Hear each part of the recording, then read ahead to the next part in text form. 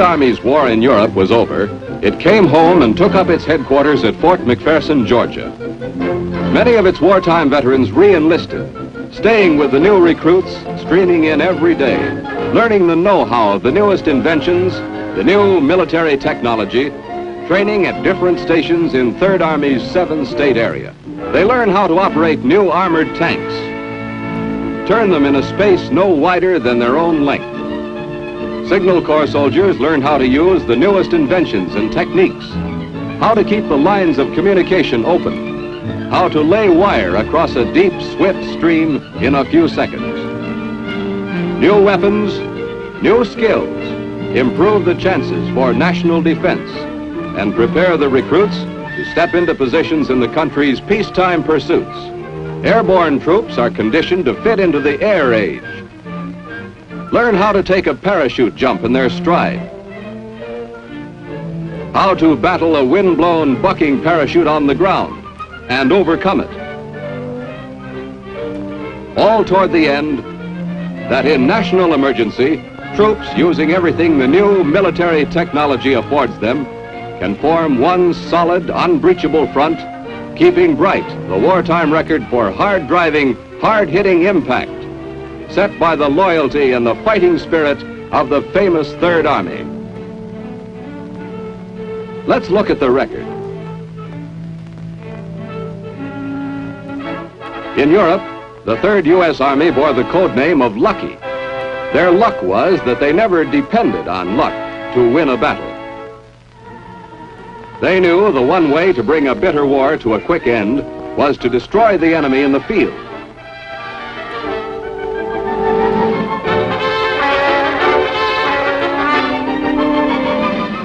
Smash and knock out his materiel and firepower. To wipe out, rout, or capture his manpower.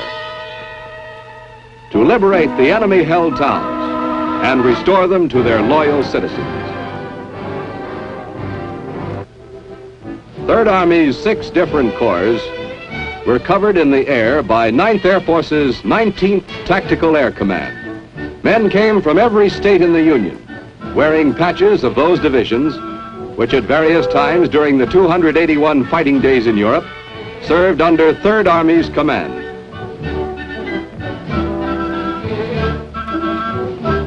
General George S. Patton, commanding general of Third Army, had his design for combat. Hit the Germans, hit them again, keep them off balance, confuse them, discourage them, drive forward, always forward. Soldiers were conditioned toward one objective: get that German first.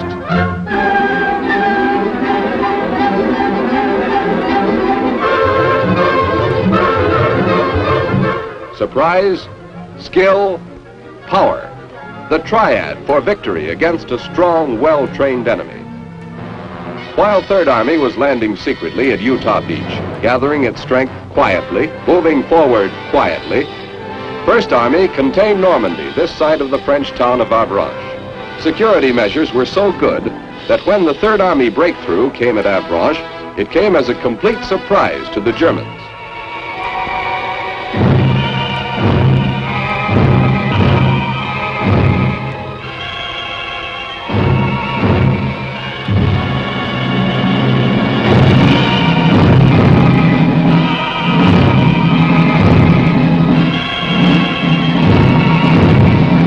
In the first shock, the Germans rushed to give themselves up. They came in from all directions. Materiel and great stores of supplies were destroyed in that initial breakthrough. Its success separated Brittany from the rest of German-held France. Third Army headed in 3 directions, fighting in 3 directions at one time. West to Saint-Malo and the port of Brest, south to Rennes, the capital of Brittany, and east toward Paris.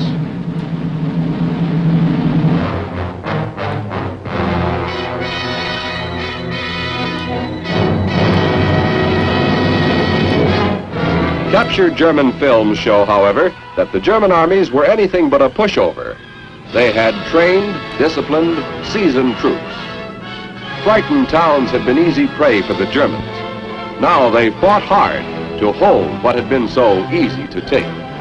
but nothing stopped the onrushing Third Army. Third Army headed for the coast town of Saint-Malo, key point in the enemy defense line. They battered it with heavy guns, sent their riflemen into the town.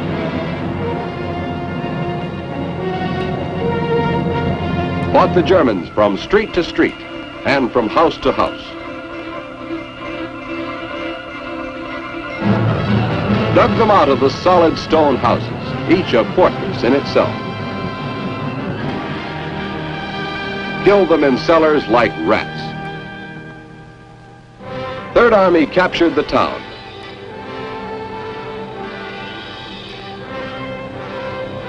One enemy stronghold still held out. The German clung to his fortress on its offshore island. Third Army pounded it, turned some of the Germans' own guns against it.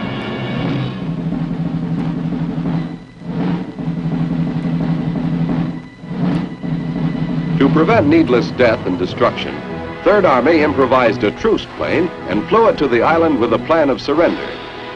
The Germans chose to ignore it.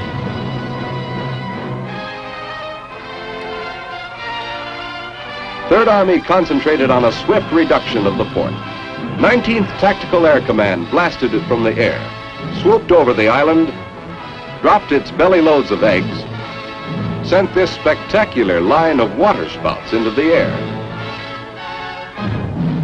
Heavy artillery laid down fire that quickly reduced the fortress to helpless rubble.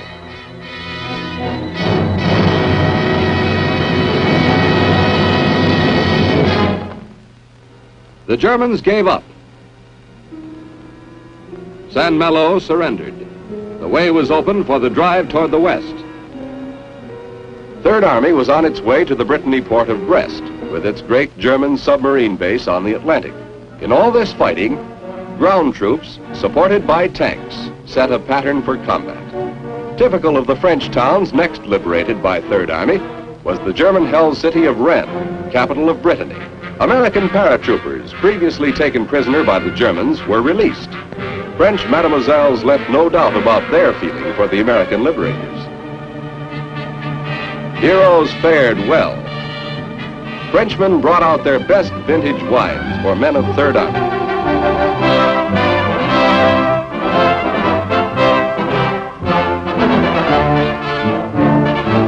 A French-American entente cordiale was reestablished. The mayor made a speech.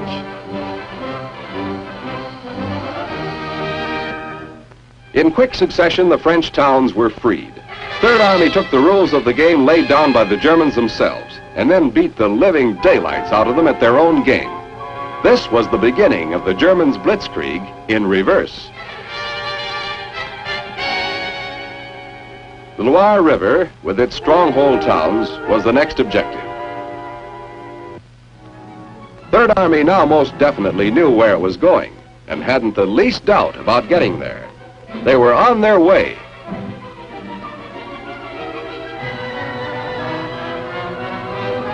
The swift advance posed a tremendous problem in logistics. 250,000 men had to be fed, clothed, equipped, bedded down every day. Trucks and tanks needed gasoline. Every pound had to be hauled and lugged. Men of the transportation units made their great contribution to victory in this battle of France. In the west, Third Army stepped up the attack on Brest. Monster guns pumped shells into that port and wiped the German submarine menace from the Atlantic sea lanes. The Commander-in-Chief, General Eisenhower, viewed the progress of battle and found it good.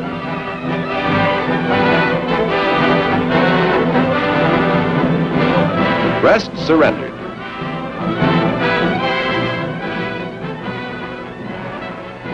All through the fighting, Third Army had tight support from the 19th Tactical Air Command. The 19th wove a net of protective air cover that caught any foolhardy German aircraft in the meshes, chased it scurrying back to the ground, or knocked plane and pilot completely out of the air. They kept the air lanes free for our own bombers. Expert skip bombing was developed that sent hits skimming along the ground into tunnels and caught the few precious supply trains the Germans still could operate strafed them, blew them up. Deep rivers brought out Third Army engineers. Pontons were lined up. Prefabricated Bailey Bridge sections were laid. Steel fairly walked across the water.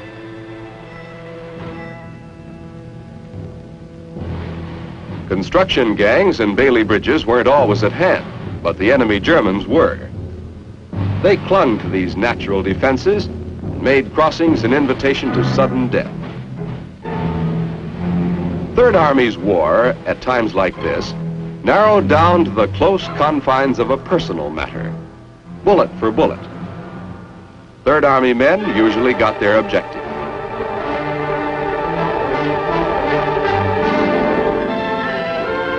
But not always without damage. Teamwork in the Third Army started from the ground up. Individual disaster became company concern. With the town of Troyes in their hands, Third Army came into the area of well-remembered names of World War I. Troyes, Reims, Verdun, Nancy. Each name carried grim memories. Here they were, all again, and once again, all under fire. Reims, with its famous cathedral, bolstered and protected by sandbags. Once again, Reims became one of war's major targets.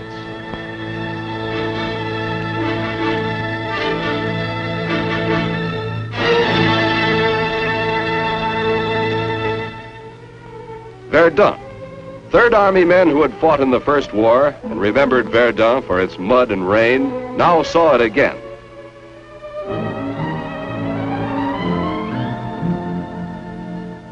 Third Army had another date waiting for it, the Fort Ring city of Metz. The Germans made it their showpiece. It was advertised as the impregnable, unbeatable stronghold of the master race. The town had never in modern history been taken by assault. Third Army now went out to do just that, direct penetration. They blasted the forts and battered the town in one of the bloodiest of actions. The forts were knocked out.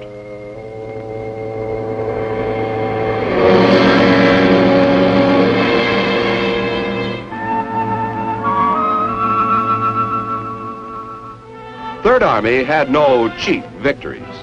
The Germans fought stubbornly.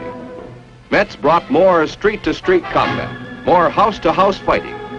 Third Army got them all, shot them out from their cover. Surrender of Metz opened the path for the great drive into Germany itself. This was the moment. The Siegfried Line was to be breached. The German sacred Rhine River was to be crossed. Then, on 16 December, plans went into eclipse. The bottom fell out. The enemy had one ace left in his military pack. He played it. The Germans quite literally threw everything they had into this last solid massed effort. They started their drive through the Ardennes, drove a deep salient into the Allied lines, widened it, blew it out to a bulge, engulfed Bastogne. They surrounded the town, but could not take it. Our troops there were isolated. Third Army was ordered to the rescue, to break the German iron ring encircling the town, to release the Americans trapped there.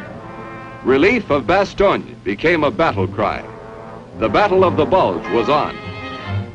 Third Army started the greatest wheeling movement ever attempted in wartime logistics. An abrupt right-angle change in direction from a course already in operation by an entire army overnight. The bulk of 300,000 troops, with fighting gear and supplies, disengaged itself from contact with the enemy in the east, took a sharp turn north, plowed a path right through its own supply lines. This forced march had an atmosphere of unreality about it. Third Army had to contend with snow, sleet, mud, fog. Bitter winter weather was all on the side of the Germans. Tanks went out of control, skidded and slid. Sleet-covered roads brought their own war casualties in tanks and trucks.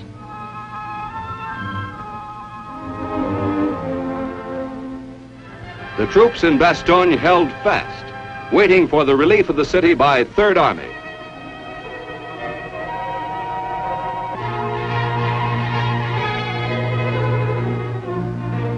Signal Corps men fought their Battle of the Bulge, too, against ice, snow, and freezing cold, kept Third Army lifelines of command open. Third Army arrived with guns firing. Bastogne became a kind of valley forge for the Third Army, but a valley forge with an enemy pounding in from all sides. Everything Third Army had on the ground went into action. One thing more would tie it all up into a quick victory package, attack by air. But the weather held. There was lots of it, all bad. Air forces were immobilized. General Patton called the Third Army chaplain to him, asked that a prayer be offered, a soldier's prayer, fair weather for battle. The prayer was made. Almighty and most merciful Father, restrain these immoderate rains. Grant us fair weather for battle. Establish thy justice among men and nations. Amen. Call it a miracle. The day before Christmas came as a real gift. Perfect flying weather. Our planes took to the air, poured it on the Germans.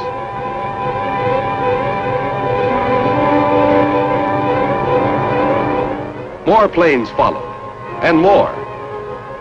Isolated Bastogne was fed by airdrop. Medical supplies went in. Ground forces kept pouring it on the Germans below. Destroyed them in the snow. 2 days after Christmas, Third Army broke the German lines, curled back their flanks, made first contact with the men in Bastogne. The siege of Bastogne was lifted. The German bulge finally deflated. Third Army turned its fighting strength against the Siegfried Line and the Rhine River. The Germans had no place to go now but home. But SS troops were in the way, so they stuck around, fought, gave themselves up, or were killed. Third Army tore its way through the dragon teeth of the Siegfried Line, came to the Rhine River and the German town of Frankfurt.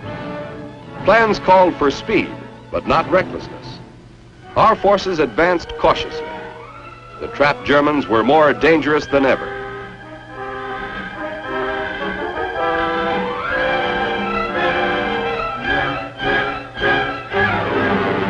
The fighting at Frankfurt was of a piece with that along the length of the Rhine.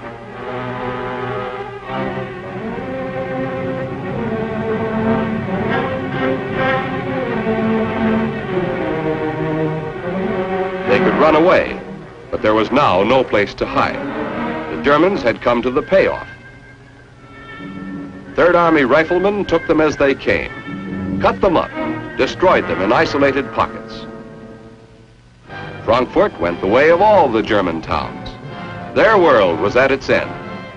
The German towns of Darmstadt, Hanau, Wiesbaden followed Frankfurt. It seems incredible, but is a fact. Third Army, under General Patton, never lost a battle. The great drive was nearing its last objective, the complete and total defeat of the Germans. The campaign in France, the Moselle, capture of Metz and the Saar campaign, Bastogne, forcing the Rhine, the capture of Trier, Koblenz, the Palatinate, Frankfurt. The way finally was open to the total collapse of all German-held land.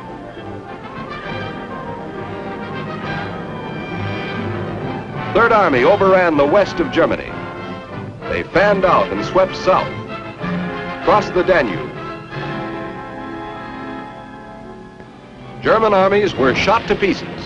Their disorganized leaders were captured or destroyed. Troops surrendered by whole divisions and corps.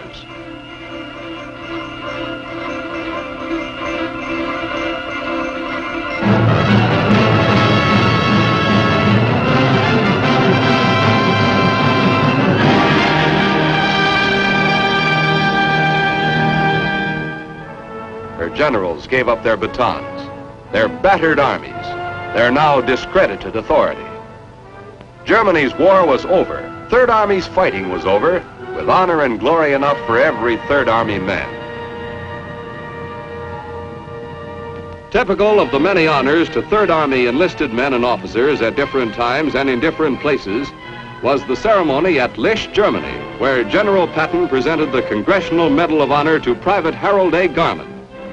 A fit tribute to the fighting spirit, to the loyalty of the troops of Third Army who fought the 281 days on the 1,000 miles of foreign soil are the words spoken by General Patton. There are men Third Army will never forget.